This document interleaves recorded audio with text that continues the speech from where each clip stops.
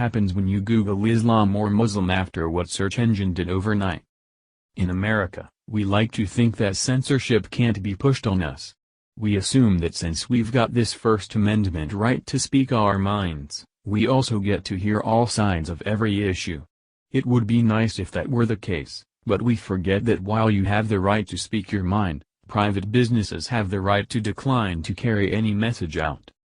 You and I can stand on a rooftop and shout to the world what we believe, but that doesn't mean that anyone will hear us. And if that rooftop happens to be someone else's property, they have the right to tell us to sit down and shut up. We sometimes forget that companies like Google and Facebook are privately owned, and able to allow or disallow whatever they want. Even though Googling has become a verb, we should remember that it's not the only kind of research we should do. It's especially important to factor in the indoctrination possibility when you're looking for search results on hot political topics like Islam. Research has shown that sites like Google are making sure that you get a cleaned-up whitewashed version of this particular religion of peace so that you'll be more accepting and malleable to their agenda. Via U.S. Muslim groups welcome changes to Google results. Queries about Islam and Muslims on the world's largest search engine have been updated amid public pressure to tamp down alleged disinformation from hate groups. However, activists who have worked to bring about the changes say more work remains. In the past, users on Google seeking information about the religion or its adherents would be presented prominently with what many criticized as propaganda from hate groups. That has recently changed. Google's first-page results for searches of terms such as jihad, sharia and taqiyya now return mostly reputable explanations of the Islamic concepts. Taqiyya, which describes the circumstances under which a Muslim can conceal their belief in the face of persecution, is the sole term to feature a questionable website on the first page of results. Google did not confirm to Anadolu agency the changes but said it is constantly updating its algorithms. The search giant referred the agency to a recent blog post in which it said it was working to push back on what it called offensive or clearly misleading content. To help prevent the spread of such content for this subset of queries, we've improved our evaluation methods and made algorithmic updates to surface more authoritative content, it said. Robert Spencer expounds on Google's Sharia adherence, via Google bows to Muslim pressure, changes search results to conceal criticism of Islam and jihad. Reputable according to whom? Questionable according to whom? Google is bowing to pressure from Muslims such as Omar Suleiman without considering whether those who are demanding that the search results be skewed in a particular direction might have an ulterior motive. Could it be that those who are pressuring Google want to conceal certain truths about Islam that they would prefer that non-Muslims not know?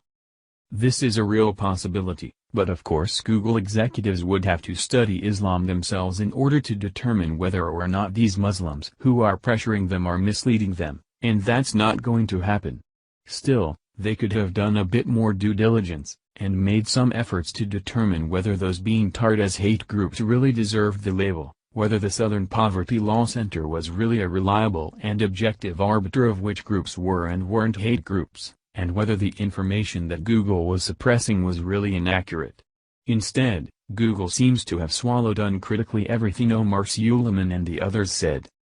Suleiman, however, still isn't satisfied. One leading activist in favor of Google modifying its results told Anadolu agency he noticed the updated search results and thanked the company for its efforts but said much still needs to be done. He claimed that Google has a responsibility to combat hate-filled Islamophobia similar to how they work to suppress extremist propaganda from groups like Daesh and Al-Qaeda.